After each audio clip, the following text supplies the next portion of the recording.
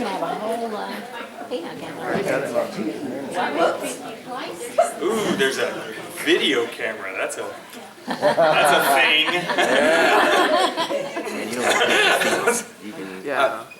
Hello, everyone. I'm Martin Eggensberger. I'm the Vice Chancellor for Academic Affairs at Arkansas State University of Mountain Home, and it's my honor to welcome you to the inaugural Apex Lecture. What we're doing and hope to do with the Apex Lecture Series is showcase, show off, and give an opportunity for students and the community to see what our students can do and the extra effort that our students go to in many cases. Collaborating with faculty on projects that go well beyond the classroom. We want to show this off because many institutions have research and study, and the students study things for the class, but what we want to show is that extra mile, the students doing something that no one asked them to do, to look into something triggered by an idea in class or some insight, but just inspired in the classroom to move further. And our classes, I believe, our classes elicit a lot more of that than any other school like this in the nation. So I'm very proud of the work that our faculty and our students do together. And this is to show off that partnership and that extra mile. There are some people that we want to thank this evening for helping us put this together. One of the people I'd like to thank is Kelly Thomas. Kelly Thomas, wave at everyone. All right.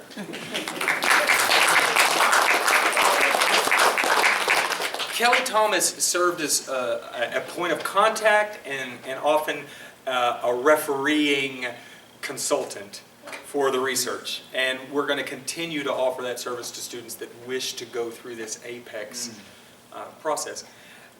Another person that I'd like to thank, and I don't know if they're here, but Zachary Fox. He was here this morning.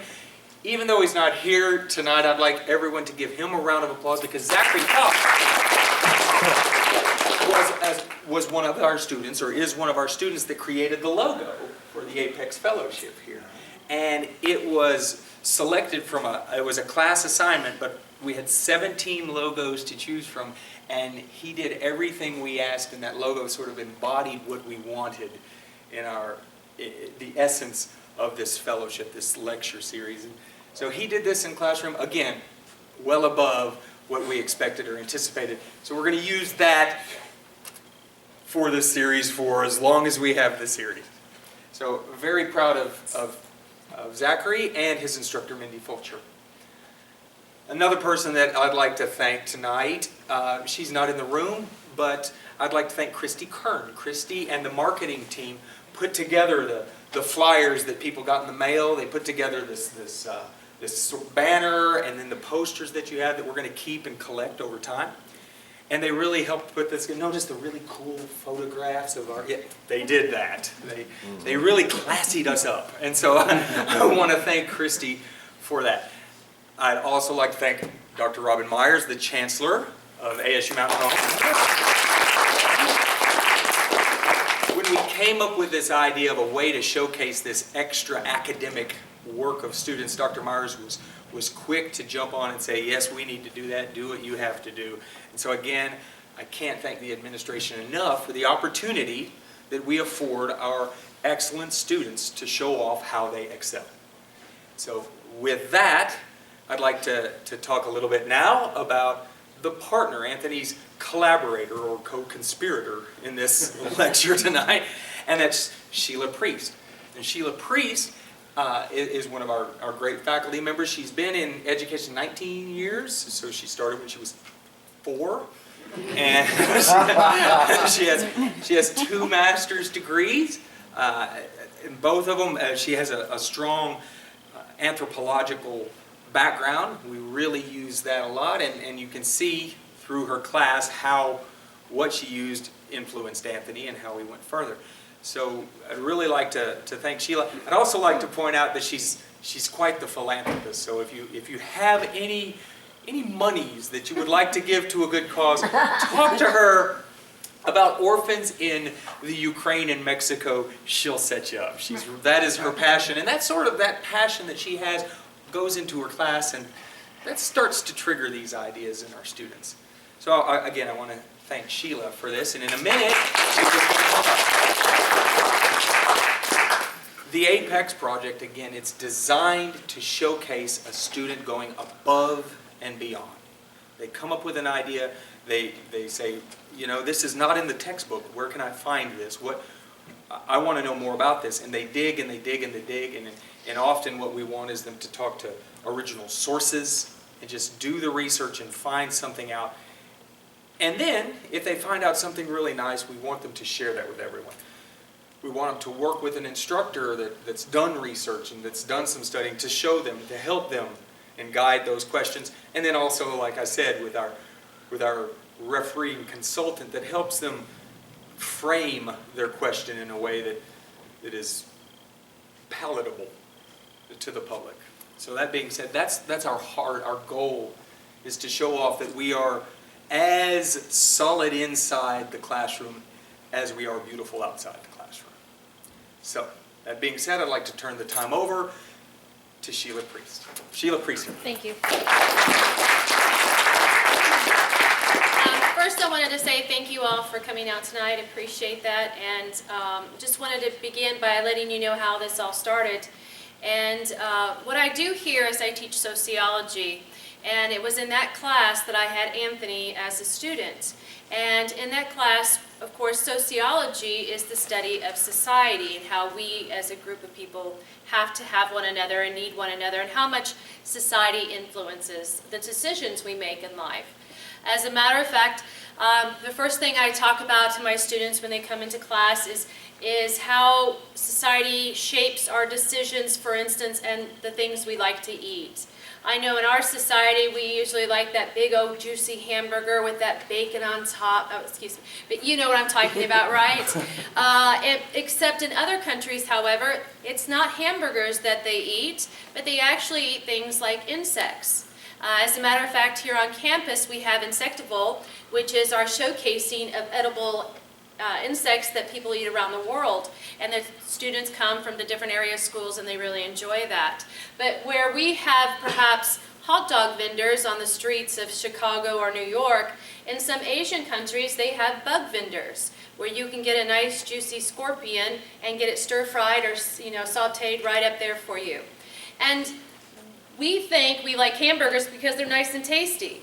And I ask my students, how much of it is it really because it's nice and tasty, or it's because what our culture, our society says that that's what we should enjoy eating? In that class, we also talk about things like our society helps us to make decisions such as even who our marriage partners are more likely to be or not to be. And that's really influenced by our society and our culture. But we also have to have one another in order to survive, in order to thrive, in order to become the people we're going to be. As a matter of fact, I tell my students about a study done by a very important scholar by the name of Emil Durkheim. Emil Durkheim, he did many different studies, but one of the studies he did was on suicide. And he wanted to know which group of people were more likely to commit suicide. Now, at the time period that Durkheim was doing his studies, it was during that 1800 period, probably like what you would think about when you think about Christmas Carol. And so he was during that time period, and so he theorized, or should I say hypothesized, that it would be the poor that would be more likely to commit suicide because, I guess, what more they have to live for now, especially in this time period. The disease rate was very high. When I mean poor, I don't mean just, they couldn't buy the newest or latest car. I'm saying that they had problems with surviving, just eating. Their children were dying. And so he said, this has got to be a very depressing state to live in, so surely the suicide rate must be higher in that portion of society. However, and by the way, we have some pictures of perhaps some of the things in which Durkheim was looking at that time period. And so as he did his study, however, it surprised him to find out it wasn't the poor that were high on the rate of suicide, but rather it was a group of individuals that met 5 characteristics. And that was very intelligent, highly educated, I should say, very rich, Protestant white males. These were the people that were highest at risk. And so just like many of you just a second ago just went, well, I wonder why that would be. Well, think of our own society. What group of people in our society are statistically higher at risk for suicide? Well, I don't know that I have to say much, but we can obviously say it's the entertainers. Those who are very wealthy, who are famous, but yet why is it that we find that they have a high rate of suicide? Think about Robin Williams and that type of thing just recently, right? Well, the reason is, according to Durkheim, is the fact that they lacked socialization. They lacked people that they could really entrust with their feelings, their concerns, because they were disconnected due to their status. And so as we study this in my class, I tell people that whenever an individual does feel disconnected, that we oftentimes will even go so far as to create another human to interact with. And what I mean by create, I mean it's called anthropomorphize. And that gives human characteristics to non-human objects or animals. And a great example I show in my class is, of course, anybody? Or everybody? Wilson, right? Yeah, and so here on this show, this movie with Tom Hanks, he has that volleyball, right? Wilson. And to the character of Tom Hanks, Wilson is as real as any person. As a matter of fact, if most people have seen the show, as he's trying to get off the island, he's on the little raft, Wilson gets away, right? He floats off due to a storm. And Tom Hanks' character, he gets off the raft and starts to swim towards Wilson to try to rescue him. However, as he's swimming to rescue Wilson, Wilson's getting further away, and so too is the raft, only in the opposite direction. So Tom Hanks, his character has to make a decision. Go and try to save Wilson, knowing that both may be lost, or go ahead and return back to the raft and save himself. In that moment, he does make a decision, turns back to the raft, but he has this overwhelming sense of grief that comes over him. People who don't understand this need of interaction with another person, they miss out on the character and his grief. Because at that moment, to that character, Wilson was not a volleyball. Wilson was just as real as you are or I am. And he lost his best friend. And so, as I continue to talk about this in class, another subject that comes up is that of feral children. Feral children are children that are extremely neglected, extremely abused, and or abandoned. Unfortunately, these children can be found throughout history and even today. These children lack proper socialization. They lack that interaction with other humans, and this causes them not to fully develop, both physically and mentally. And so in class, I just give a couple examples of some feral children, one of which was Jeannie. This inspired Anthony, as you will see, to continue that research on Jeannie, to find out more about her and develop what he's going to present to you tonight. So without further ado, I'm going to turn it over to Anthony so you can understand what he did with that information.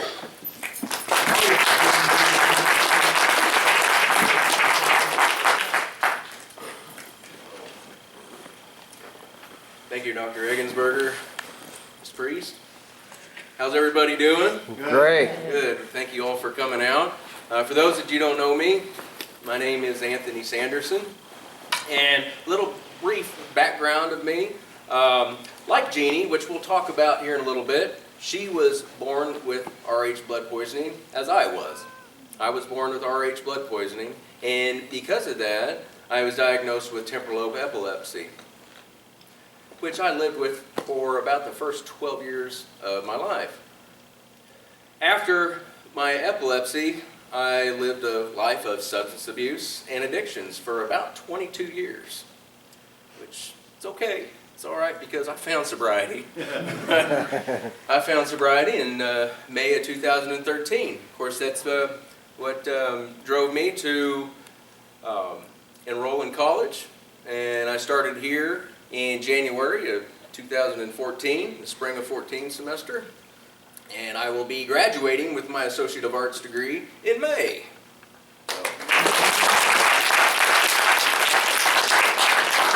I'm pretty excited about that too. As you should be. Bet.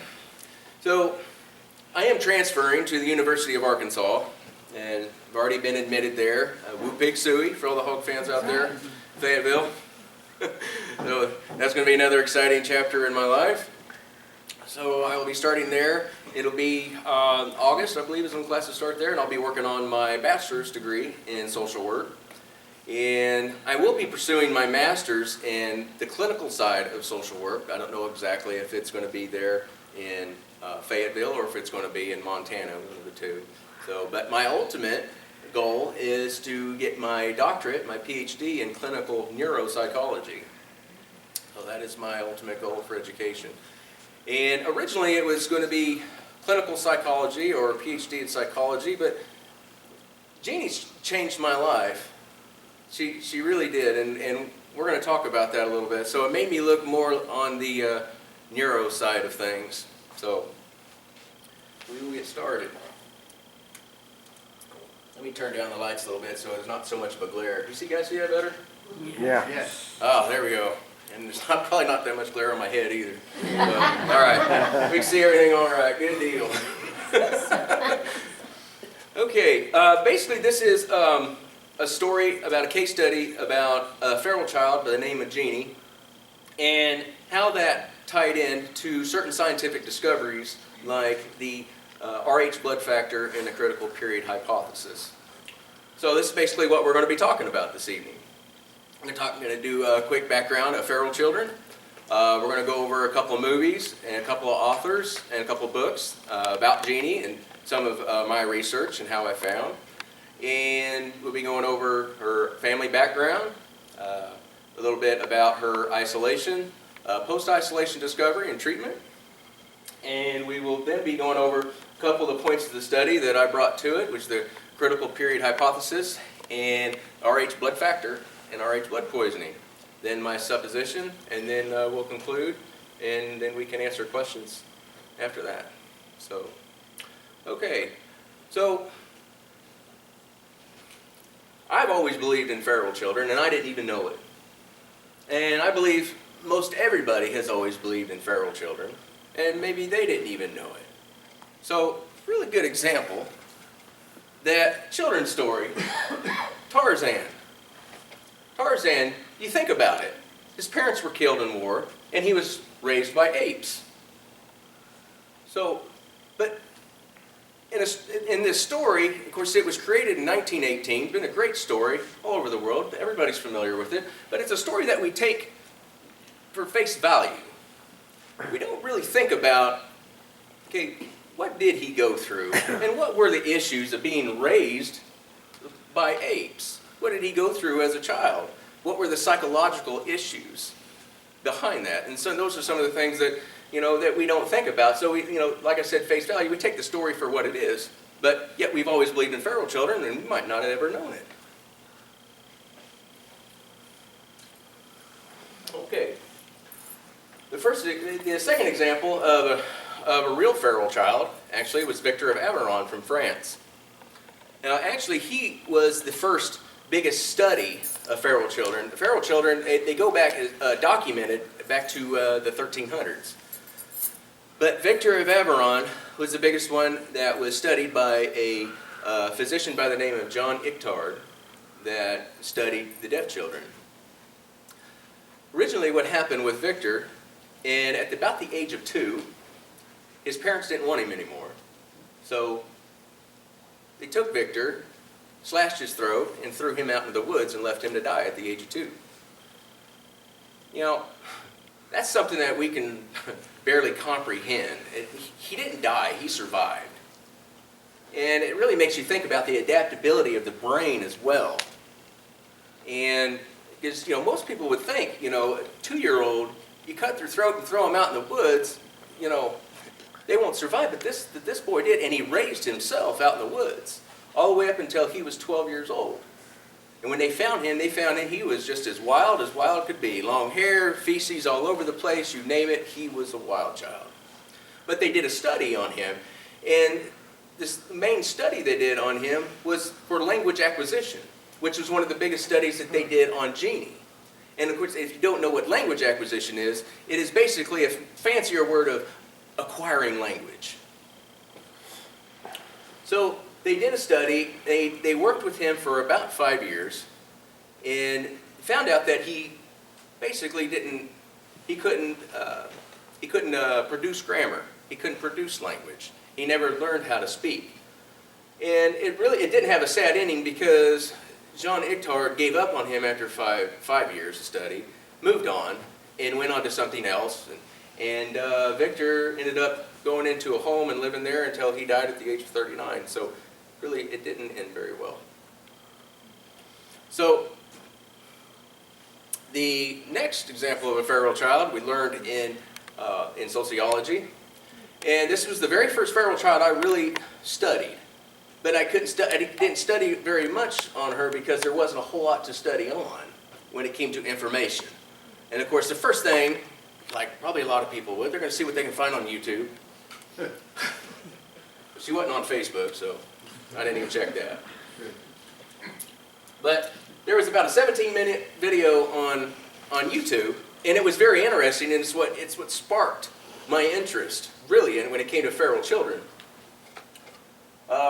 Here's Oksana Malaya. She was born in about 1983 in Ukraine in Russia, and at the age of 2, her parents basically left her outside. Now, I don't know if they left her or if they kicked her out, and the story wasn't really that clear, but her parents were severe alcoholics and basically left her outside. And what she did is she crawled underneath the porch because that's where the dogs live. And for 5 years, she lived with the dogs. Dogs basically raised her from the ages of 2 to 7, basically. She learned everything about it, to live like a dog. She ate like a dog. She walked on all fours like a dog. She barked like a dog. And when the authorities found her, she was running out on all fours along with the other dogs.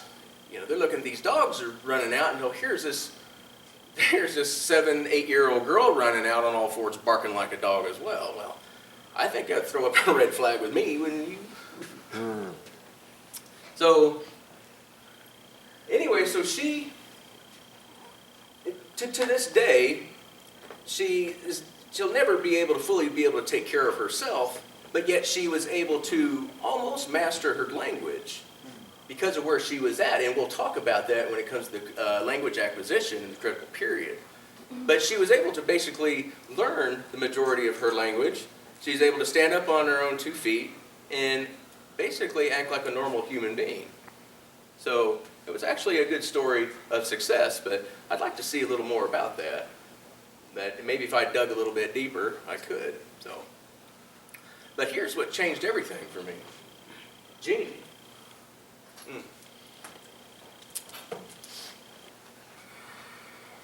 Jeannie, you have to understand, is a pseudonym. As a pseudonym for a child that's been in extreme isolation and then has just popped out into society. They did that, they gave her that alias because they wanted to mask her real name. Because of the publicity this got, you have to understand that you had every social worker, psychologist, everybody in the world, they wanted to study this child. So they figured it was best that they gave her this name, and Jeannie is what they gave her. Okay, so here's the 2 movies that you can find on Jeannie. Now, both of these movies they take after both the books that I have read on Jeannie. The Secret of the Wild Child, you can find it on YouTube. It's a Nova documentary. It was filmed in 1994, and it won an award for Best Documentary. It's about an hour and 5 minutes long. And if you would want to see anything on Jeannie, I would definitely recommend you get on YouTube and look at this documentary. It's very interesting. Well, this really got me going. I'm like, wow. And I just kept digging deeper. You know, when you uncover one rock, then it uncovers another, and then another. For you know it, you have this whole world of study, and you're just going in all these different directions. So, of course, I had to categorize so I can make sense of everything. Yeah. So then there was The Mockingbird Don't Sing, and that was a movie that was after Susan Curtis's dissertation, and that was in 2001. Of course, her dissertation came out in 1970, I believe it was. And to go back to The Secret of the Wild Child, it was after Russ Reimer's book of Jeannie. So, excellent movies. And Mockingbird Don't Sing, it won, I believe it was Best Screenplay. Won Best Screenplay award, and then the Nova documentary won Best Documentary. So they're very good movies. Okay, so here was the first person I spoke to that had to deal with Jeannie. This is Susan Curtis. She is a linguistic psychologist, and she teaches linguistics still to this day at UCLA in California. She, to me, was like a hero when it came to the study of Jeannie, because no matter what happened, she was always there, or at least she tried to always be there. And it was really fascinating to see her drive, and I know, and by speaking to her, I know that Jeannie really directed her life in exactly where she wanted to go. And I know that a lot of her drive has to come from Jeannie, because we will talk about that in after a little bit of what really did happen. So here was her book. That actually was her dissertation, and it reads like a dissertation, but it was a good book. Of course, they have made up names, but it was an excellent book, and it really went step by step of all of her study that she did through Jeannie. So it's very interesting. The next book, this was the first book that I read. I read this one twice, and to me, I love this book because it reads like a story in a lot of ways, and it's very well put together. Russ Reimer, I spoke with him 2 weeks ago on the phone. He is a creative writing instructor at a university in Maine.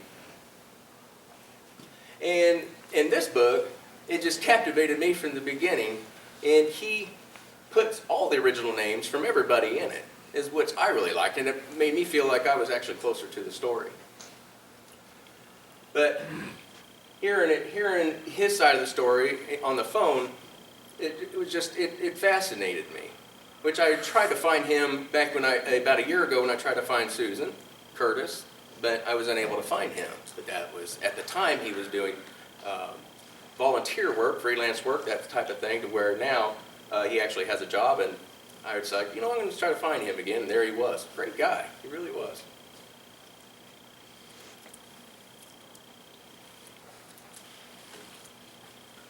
Okay, so I would say the best way to understand and to start with the story of Jeannie is to understand her family. A little about her family's background. Clark Wiley was her father. He was born in 1901. He was his original name was Pearl Wiley. He was named after his mother, Pearl, and he lived the first 18 years of his life by the name of Pearl. Now, I don't know about you, but that might cause a little bit of psychological damage straight from the get-go. He did get teased a lot. I mean, you imagine being raised by the name of Pearl. Well, his mother ran a brothel, and this was in Oregon, where he was born and raised. And his father was killed by lightning by about the age of 6, and his mother gave him up to orphanages. Well, this made him a misogynistic man. Misogynistic meaning hater of women, basically. He couldn't stand that his name was Pearl, and he couldn't stand it because he loved his mother so much that she gave him away. Gave him away to orphanages and just really couldn't understand. Of course, what is a 6-year-old to understand of something like that to that degree? So he gets out of the orphanages, and he's really good at math, so he gets a machinist job. And then he moves to California, and then he gets reconnected with his mother, which to him was just everything in his world. But he got married around at the same time to Dorothy Irene Wiley, but his wife, of course, took the back seat because his mother took priority. Well, what happened was, and we'll get to the children here in a little bit, was his mother had his son, and she was crossing the street to get him some ice cream. His son stayed there on the corner. Clark stood and watched, and a 17-year-old drunk driver racing down the street and out of nowhere, she runs out in between two vehicles, runs out to the street, to the ice cream truck, boom. Hit her, she got sucked underneath the car, and it drug her down the block, and he watched his mother get killed by the truck driver. Well, this kid, they showed leniency on him, and he actually got out, and they only gave him probation.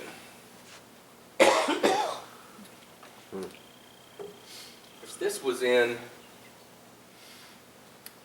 the mid-50s at this point when that happened.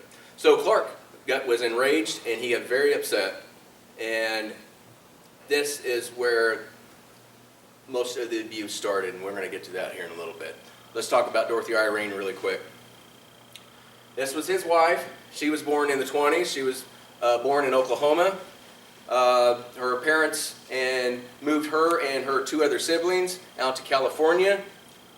She sustained an injury from her mother that was working on some laundry to where a wringer handle slipped off. It hit her in the temple, caused psychological damage, caused her to be completely blind in one eye and 90% blind in the other. But she didn't care for her family life, and by the time when she was 18, she basically did what a lot of women did back then to escape. The easy way to escape was to get married.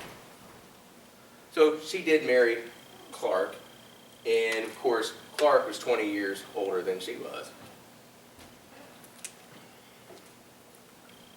Let's talk about the Wiley children. They had 4 children. First child was a girl that was born in '48, was named after, of course, Dorothy Irene Wiley. She lived for 2 months. Now, you have to understand that Clark hated sound. He hated noise. He was an extremely cantankerous person.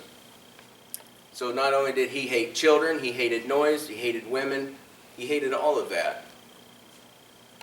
Dorothy Irene Wiley was crying a little too much one day.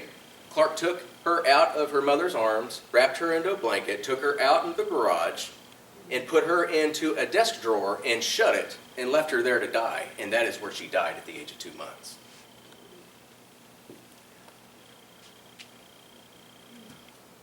Imagine that. Now, there was no story after what happened to that child. I presume that he went back out there and he went and buried that little girl somewhere. It's the only thing I can think of. Then you had Robert Clark Wiley. He was born with Rh blood poisoning and died 2 days later because of Rh blood poisoning. And we will talk about the Rh blood factor in blood poisoning here in a little bit. The third child, John Gray Wiley, and he lived to be almost the age of 58. Now, he had a little bit of a different life, of course, than his sister, Jeannie. He really wasn't able to go anywhere, but he wasn't in the situation that Jeannie was, but yet he was only able to go to school and back, and that was it. I mean, he suffered a lot of psychological issues and damage that his father inflicted upon him. So we have Jeannie. Susan M. Wiley was her real name, or is her real name. I'm presuming she's still alive. Actually, I feel that she's still alive. I know she is. I believe that we'd have heard something if she wasn't. Or also known as Jeannie, and she was born in 1957.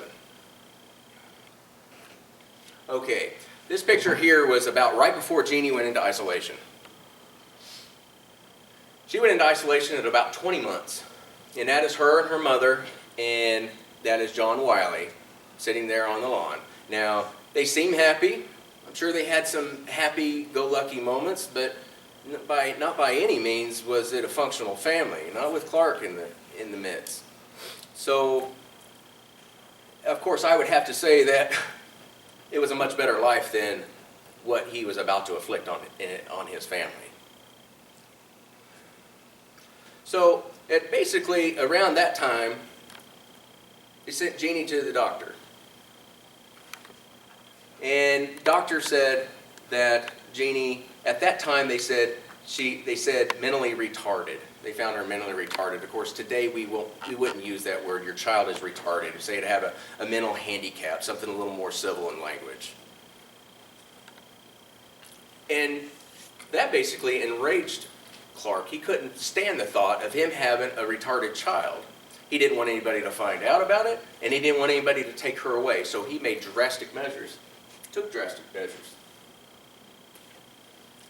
This is the house this was Pearl Wiley's house, his mother's house, 2-bedroom, 1-bath house. He took possession of it after she was killed. He moved his family into this house, and this is where they would live as slaves for the next 11 years. The 1-bedroom was his mother's bedroom, and it was used as a shrine, as a memorial for his mother. Nobody was to enter it except for him. The 2nd bedroom he made for Jeannie, and we'll talk about that here in a minute. But out in the living room is where the rest of the 3, they lived. You had Clark, he slept in the chair, his wife slept on the sofa, and his son slept on the floor.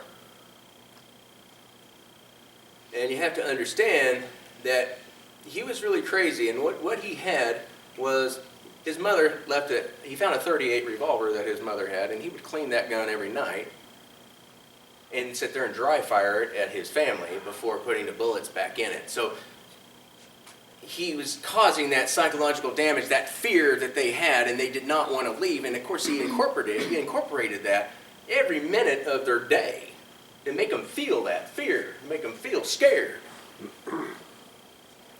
This is what he did to Jeannie.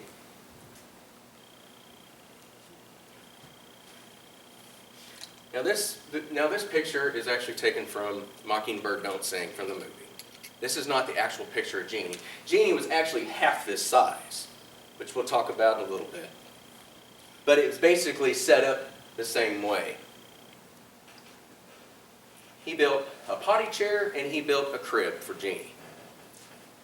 That was going to be her domain for the next 11 years. On this potty chair, he made harnesses for the arms and for the feet, strapping her into this potty chair.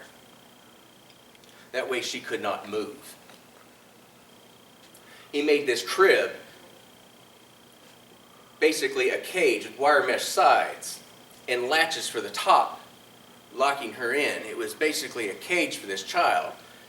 He made this sleeping bag that was just big enough for her to fit in, where she could not move her arms or her legs, and then put straps on both sides of that and strapped them to the edge of the crib. That way she couldn't roll around.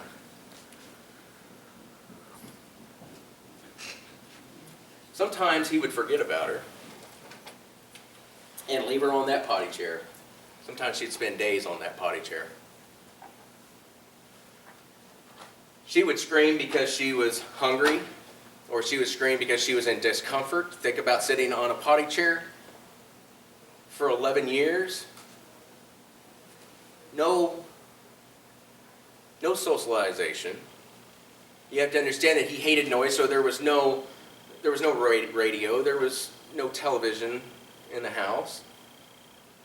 And the only noise that she would hear was either him screaming. He was the only one that could make noise, imagine that. And maybe the jet plane going across the sky, or hearing the neighbor's piano, which she later on, she liked the classical and jazz music. She loved the piano, of course, because that was the only noise that she heard. Of course, the window was cracked a little bit at all times because of the smell. But he had 2 tactics to keep her quiet. Number 1 is that she made noises. He would come in and he had this 2x4 sitting up against the inside of the door there. He'd take that 2x4 and he would beat this child with it to make her be quiet. Or he would sit outside her door and bark and growl like a dog for hours on end to scare her, to keep her being quiet. It took many, many years for her to even have faith or even care about a dog afterwards in treatment. But she was very malnourished, and he force-fed this child, and he was very impatient.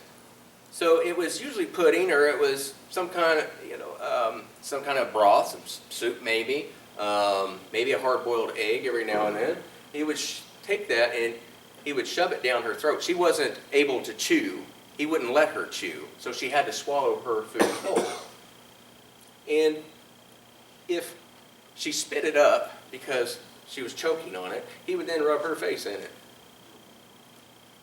So think about that. Just picture this child for just a few seconds. Soak that in. 11 years this child lives like this. I can't fathom it.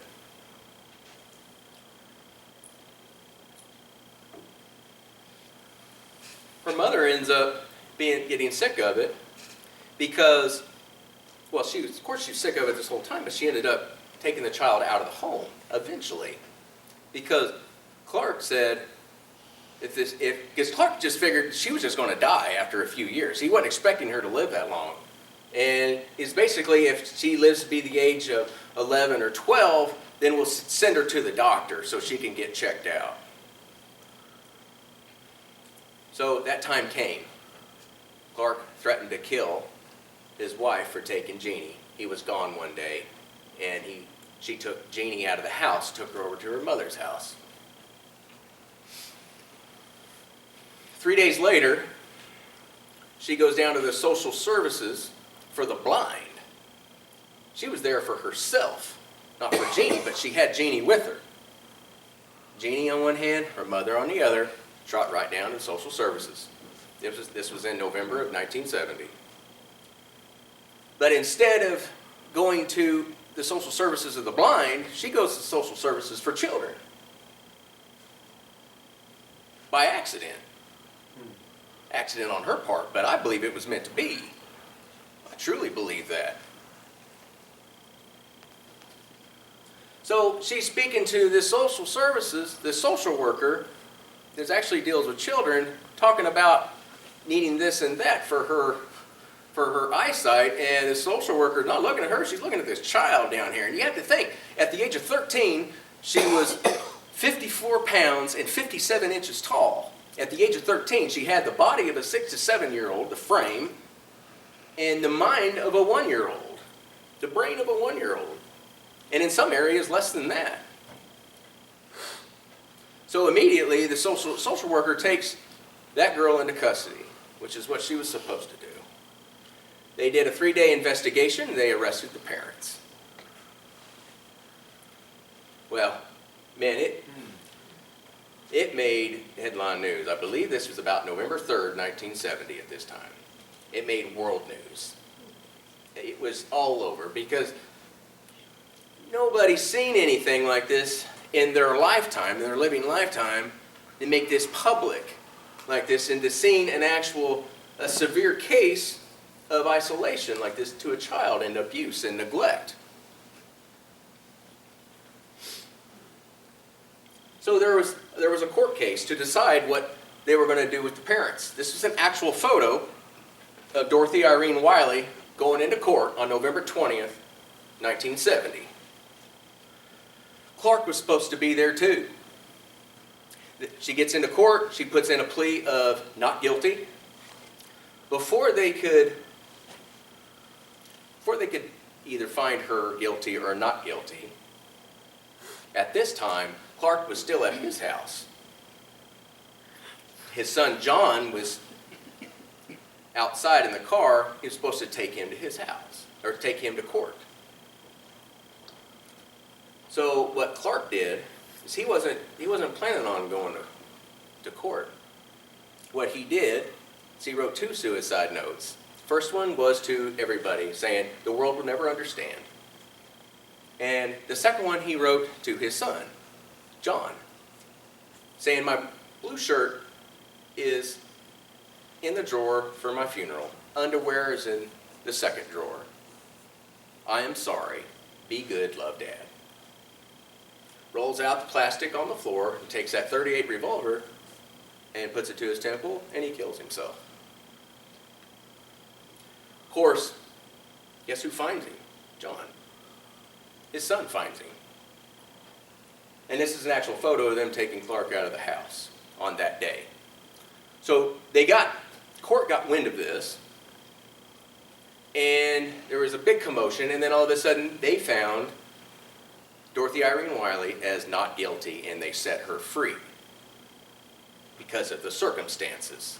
of her being held and the psychological conditions that she was in.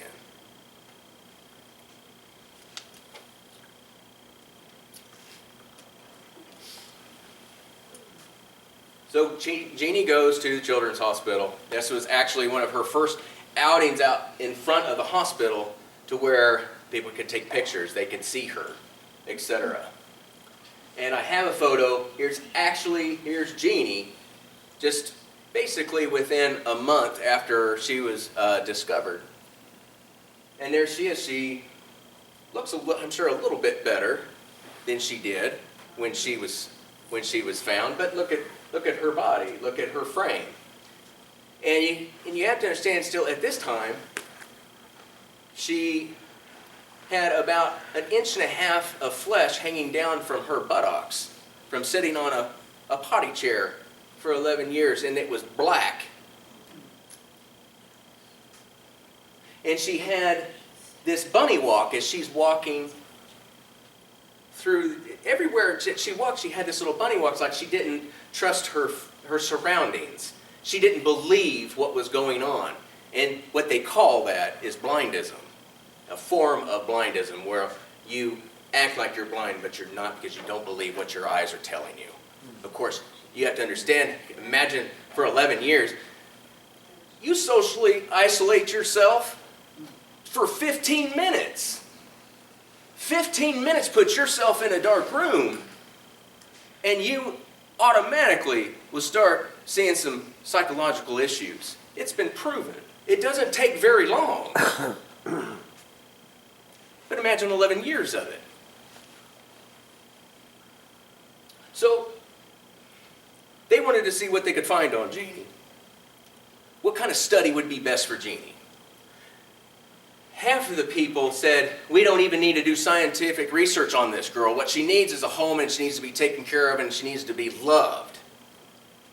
But the other half didn't see it that way. They had a meeting that lasted for days, and in that meeting, the National Institute of Mental Health decided to go ahead and do scientific research on her. And that's where Susan Curtis came in. You had all of these psychologists, psychiatrists, social workers, everybody involved. They wanted a piece of what they could find out with Jeannie. Because here's something that they've never seen before, and boy, could they learn something. So imagine that meeting where you have all of them sitting there, and well, we can test this, no, we can test that. But it all came down to language acquisition, which we'll talk about language acquisition in a little bit. Of course, that means to acquire language. So Jeannie, she basically went through 5 foster homes. Her first one, she was only there because there was an outbreak of measles and she was quarantined with a nice lady that was an actual school teacher there, and she had the same, so they stayed together. Well, this teacher, she loved Jeannie very much, and she actually worked very well with Jeannie. Jeannie was coming around, she was able to speak a few words, and it felt good. But she was still under the control of the National Institute. They feel that it was better that Jeannie goes to a home to where she can have psychological evaluations, she can be tested, and it would also be a husband and a wife. They felt that would be better for her. So they came up with the second grant, and they put her in a home where she was taken care of for 4 years. Well, that research, they did not like the research, the conclusions that he came up with. It wasn't put together the way it was supposed to for them to be able to feel like they're giving their money to where it needs to go. And hey, our money is being put to good use. It wasn't like that with them. So they cut off the grant money. A year later, they had to let her go. They decided to let her go. And guess who the third foster home she went into? You can take a wild guess. Her mother. Her mother got custody of her. And that lasted for about 6 months. And her mother found out really quick that she could not deal with this child. This child went into another foster home. And this foster home was an actual real foster home, had nothing to do with anything psychological, but they were able to pay and to take care of Jeannie. Thing was, this home, this family didn't know anything about Jeannie, really didn't know about her case, or to the extent they didn't know what kind of girl they were bringing in. So they bring her in, they do nothing but scold her for doing this and doing that. You have to understand, Jeannie, she would spit on the floor, she would claw at her skin, she would go in the bathroom in places when she got upset. She constantly masturbated. You have to understand, this girl, she was really needed a lot of attention. But they scolded her. And right when she was at the peak to where she was learning about 3 words at a time, she learned to never make a sound. Of course, that is where the sign language came in. She learned how to communicate with sign language. And which is completely different from language acquisition. Because sign language, we learn that from our right brain, our right hemisphere, compared to our left. And then all of a sudden, she disappeared. She got in custody again with her mother, and her mother took her, had ultimate custody of her, sued the Jeannie team for malpractice, won a small lawsuit. That wasn't good enough for her, so sued again and went all the way to Supreme Court, and then it got thrown out to never be reopened again. But Jeannie went off the map. And nobody knew where she went, where they took her. Dorothy Irene Wiley wanted to make sure of that. And I heard it in Susan Curtis's voice when I spoke to her on a phone last year. You could tell that it just felt like a great loss, like you had this open end that just was, it was never dealt with. And I got this feeling, and I knew that if they could do things again, they would have done things differently. But those are learning experiences. I think we've all had learning experiences out there. I know I have. Don't smile back there.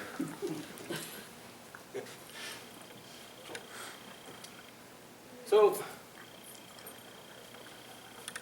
that's basically how that ended on that part, to where, as far as we know, she's in a home in Southern California. She's still alive. She's still okay. They sent in a secret investigator in about 2001. And we will, and I'll show you that picture here after a little while. That's at the end, where he grabbed a picture of her, the way she looked in 2001. And I believe, and she still didn't speak, but she learned how to use sign language. And she still used sign language as her main communication. So here was the main study on Jeannie, of language acquisition, more or less centered with the critical period hypothesis. And it states that the first few years of life are crucial time to first language acquisition, if presented with adequate stimuli. What that means, adequate stimuli, that means social, sound.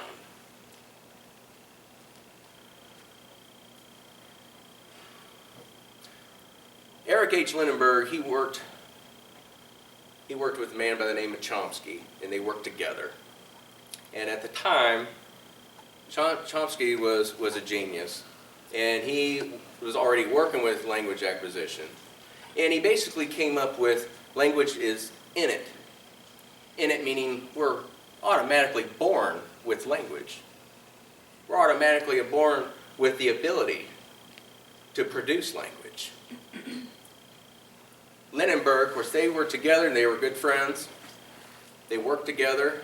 Lindenberg came out with the critical period hypothesis. He took it a step further, saying that in between the ages of 2 and puberty, the ages of 2 years and puberty, around the age of 13, give or take, that it's the only time to acquire language. To master a language, to fully master a language, it is the only time to acquire it. After that, a language will never be fully mastered. And what they were looking at, fully mastering language, you can learn a lot of words, but do you know syntax? Syntax is grammar, being able to put your words together in sentences to where people can understand it. but between the ages of basically birth and 2, the brain naturally develops in ways that is natural, right across the board. But at the age of 2, certain things start happening to where you rely on the society around you. You rely on your parents. You rely on sounds. You rely on being able to develop language. It is absolutely critically important. So, I actually found what separates us from the animal kingdom. I was like, okay, we can speak. We have the ability to produce language. It's a beautiful thing. It's a miracle that we were given that. But how do we have that ability? Well, it comes in 2 places. Got the Wernicke's area right over here. This is the temporal lobe. Got the occipital lobe, the parietal lobe, and the frontal lobe. 4 main lobes of the brain. Wernicke's area right over here in the temporal lobe. The temporal lobe has to do with auditory processing. It's what you hear, it's what you take in, it's what you understand. And it sends signals over here to Broca's area, which is in the frontal lobe, to give you that ability to be able to speak, because it has to deal with movement. The 2 are really good friends. They work together. You can't have one without the other. What happens to somebody that becomes more hearing impaired or completely hearing impaired? Most cases, they start losing that speech, correct? Because our brains constantly rely on sound around us. And it's so important that our brains stay up to par at all times. If not, we start deteriorating. So you got Wernicke's area and Broca's area. Of course, they were discovered in the late 1800s by Wernicke and Broca. Basically. So, found that very interesting. So let's look at the 2 brains on a 3-year-old child. A normal brain, extremely neglected brain. As you see, the normal brain has had normal noise and sound stimulation in its life, so the brain's forming the way it's supposed to. See all the gray matter, see how the hemispheres are coming together? They look good. But if you look at the brain of a 3-year-old child with extreme neglect, you see all the gaps, you see all the spaces. Our brains require, folks, I'm telling you, you isolate a child, and this is exactly what happens. And it doesn't get any better than this, it gets worse. And it gets down to a point to where by the age of 13, like Jeannie, the brain looks like it has a giant hole right in the center, almost like the latest stages of Alzheimer's disease. It's almost identical. And that can be repaired very little. You'll never get that back. And this is what that man did to this child. Innocent child. Deprived her of all that innocence and all of her ability to speak and to be a normal human being. And how many more people are out there that we don't know of doing the exact same thing as we speak right now?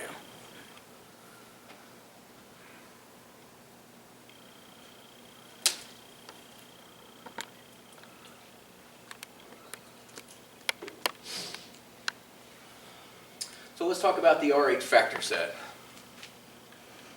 This is my second point of study. This was actually something that was really new, something that I brought onto myself that was, actually it really wasn't in the story with Jeannie, because they really didn't study blood, basically. Jeannie was born with RH blood poisoning.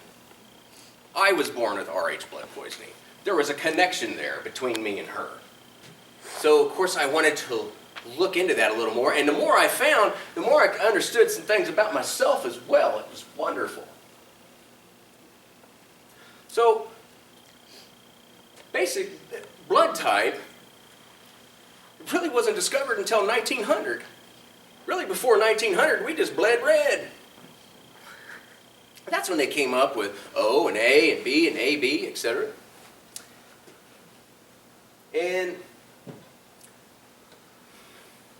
But the RH factor set, they didn't come up with the negatives and the positives, the dominant and recessives, until about 1937.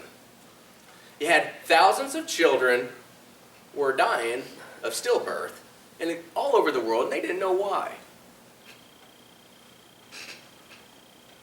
So they came up, they coined the RH factor set, dominant and recessive. Now, this was in 1937, and then they started doing clinical studies in 1947. About 10 years later, started doing clinical studies on, and of course, it's what they studied, RH, rhesus monkeys, is what it's named after. It's short for rhesus monkey. Of course, I would say that I'm glad they did, because imagine they're, speaking from a doctor's standpoint, in a hospital, well, I'm sorry your child is rhesus monkey negative. I'm glad they shortened it up to RH. It sounds a lot more professional, of course. So, but what they found was that because of the dominant and the recessive, you had the positive and the negative on the RH factor, they found a cause of so many side effects, cognitive impairments, stillbirths. They actually was looking at a solution to a problem that they never known before. And it's basically when the mother's blood is not compatible with the blood of the fetus. But this only happens if the mother is negative and the child is positive. What the mother's blood does, creates those antibodies and attacks the blood of that fetus. And in return, can cause stillbirth hemolytic diseases, or blood diseases, in other words.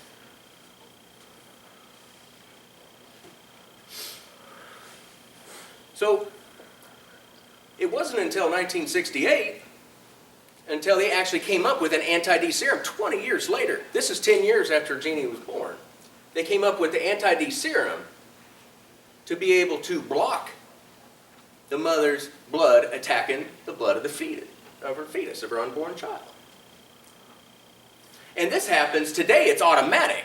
Today we don't have to worry about it, basically since the late 90s, especially in this country, it's automatic to where the mother has to be tested, the baby has to be tested for blood, and if the mother is found to be negative and the baby found to be positive, the mother automatically gets 2 serum shots, one at 28 weeks and one after birth, and we don't have an issue with it, which is a great thing, and that's in this country. But in other countries, not quite as well, but in this country, yes.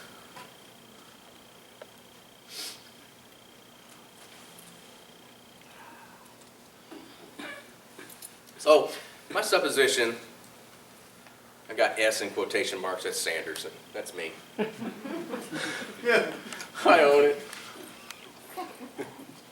So, okay, I started out as a question, was Jeannie a good scientific subject to test the critical period hypothesis? It threw up some red flags with me. What they did is the scientists in 1970 accepted Lindenberg's critical period hypothesis to be true in the study of Jeannie. Now, I know it. His hypothesis was a genius. I mean, I'm not disproving his hypothesis. I'm just saying that scientifically, me looking at it, I can't allow, in my mind, that it was absolutely accepted because there's just too many things involved. When I was looking at the timeline of the RH blood factor. Jeannie was born, what, 1958. When did they produce the serum? 1968. Gave her a blood transfusion, yes, but that wasn't always positive. So she went full term. They didn't give the transfusion until 2 days later, which they found that it wasn't completely positive. It could have been a faulty transfusion. So she already went full term in her mother to where it could cause a hemolytic disease to her, to where she possibly, I believe, she could have been born. She could have, and I ain't saying that she was, but Jeannie could have been born with a brain defect.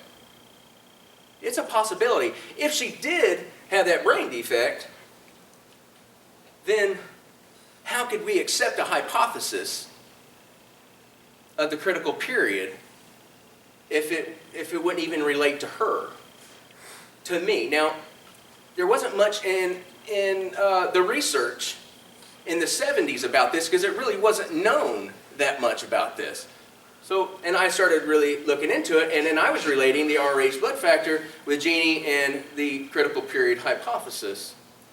And to me, it looks like it wasn't accepted in the case of Jeannie. How would you be able to accept Eric H. Lindenberg's critical period hypothesis? Really, think about it. How would you be able to accept that? And, of course, the more you accept a hypothesis, what does it become? It becomes a theory. How could the critical period hypothesis become the critical period theory? I'm sure scientists would try. The only way to do that would be to take a child born of sound mind, perfect body and of sound mind, and completely isolate it into a dark lab, feed it through IVs, in something soundproof, all the way up until it reached puberty, until the age of 13, and then test this hypothesis. Well, let's see if this child can learn language because it was born of sound mind. To me, that would be the only way to test something like that. Who would have the heart to do that? Really? And if somebody did have the heart to do something like that, would they really want to make it public and say, look here, this is what I found, and we have this child in isolation for 13 years? Hey, look what we found. Hey, we tested critical period hypothesis. We accepted it. So, what do you think? I mean, it's a rhetorical question, but what do you think? Do you think that she was a good subject for the critical period hypothesis? Do you think that she should be taken in and cared for in the beginning instead of given away to science?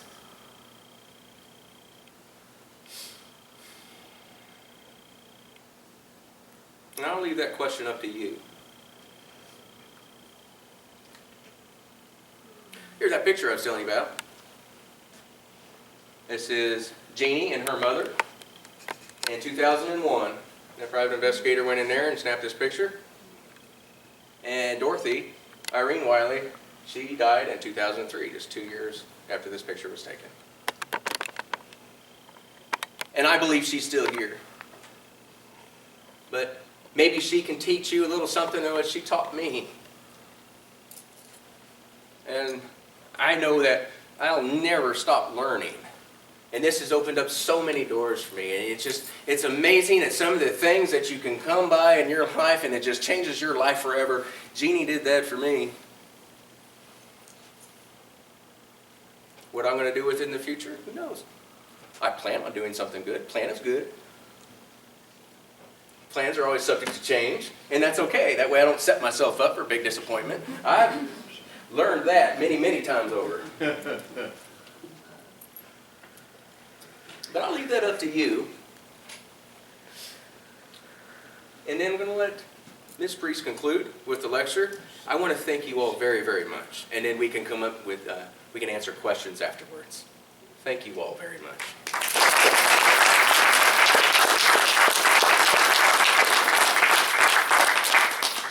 I hope you see exactly why Anthony was given this award and this chance to present his material. Anthony went above and beyond the classroom work that was discussed, doing his research, calling on people that did the original work themselves. Anthony is what we hope that all students will be inspired to go above and beyond what they're taught in the classroom.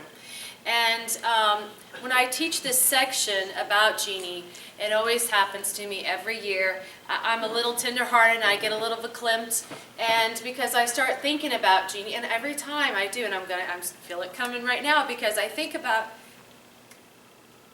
this child. And I always wonder, and I tell my students, because I believe everyone has a purpose. And then I wonder what Jeannie's purpose was. Was it to be just a life lived of abuse and neglect? Or was there a bigger purpose? And I always ask that question. I've been teaching this lecture, I've been teaching about Jeannie for about 6 years now. And then along came Anthony. And I truly believe that I found the answer. That because of Jeannie, students like Anthony are inspired to go further, to train, to work in areas that will help other children that suffer similarly to Jeannie. So perhaps in that way, Jeannie's life did and does have a purpose. And so I just wanted you all to know that I'm very proud of Anthony for doing his work, as I hope you all are as well. So thank you, Anthony, again for everything. Thank you. And Dr. Esper, did you want to finish up? Or Anthony, did you want to go ahead and do questions and answers? You want to go ahead and come up and do questions and answers? Sure, if we have any questions, I'd be very happy. We can do questions now, we can do questions at the reception, we can do questions. Any questions? Algunas preguntas, any questions? Do you have any scientific proof that RH factor was involved? Or is that just a supposition on your part?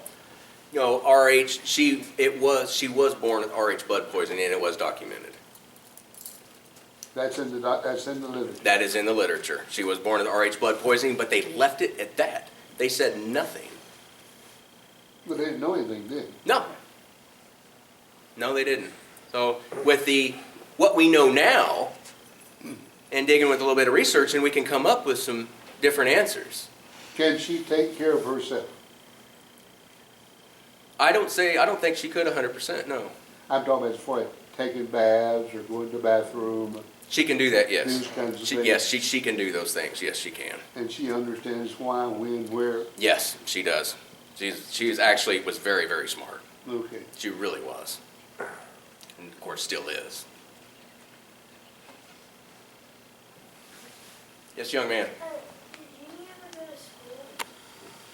Did she ever go to school? Well, she had a special school for kids there at the hospital for children, the kids for special needs. But yeah, she went to school.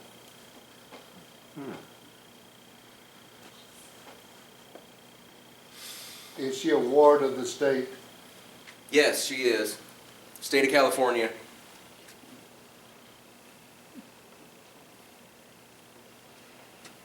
She went back to full ward of the state after Dorothy Irene Wiley passed away. That was a little bit of what I researched on that. She is to be left, basically anonymous. They don't want anybody to know where she's at or how to reach her. Just very sad. I'd love to meet her. I would. Just love to meet her and just wrap my arms around her, hug her, say I love you. You taught me so much. You've been through so much and you're still here. Miracle. Yes. Miracle. I did a research paper on her a couple of years ago, and I was also very fascinated and drawn to her. Did not go to your degree at all, what you've done. You've done a great job. Excellent. Thank you. Thank you. She was really something to research, wasn't she? And to me, it was just endless. And to me, I just believe there's research all over, the place that I could research on her. Son, what did that lady say?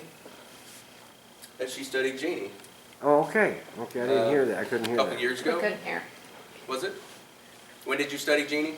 A couple of years ago, I had one of my classes here. Okay. A couple of years ago. Okay.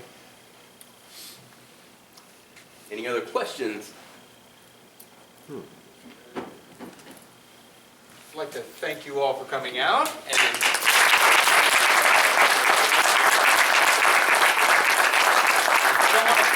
short, but I do know that some people would rather ask their questions without an audience. And so we wanted to make sure that everybody had a chance to talk amongst yourselves, get together and ask any questions you'd like of Sheila Priest or Anthony out here with some refreshments. This concludes the formal portion. And I just want to thank everyone out here for supporting us, for supporting what we're trying to do with our students and the collaborative efforts between the faculty and our students, and supporting just going beyond the classroom. I got this card for this course at 2:30 this afternoon. Well done then. I don't feel like getting it, but there'd have been other people involved, probably if you've got those things out a little bit. Well, we've had a little trouble telling the post office to do what they need to do when they will, but we will keep that in mind, and thank you for that feedback. Ladies and gentlemen, I invite you to the lobby for refreshments and a little after lecture chat. Thank you.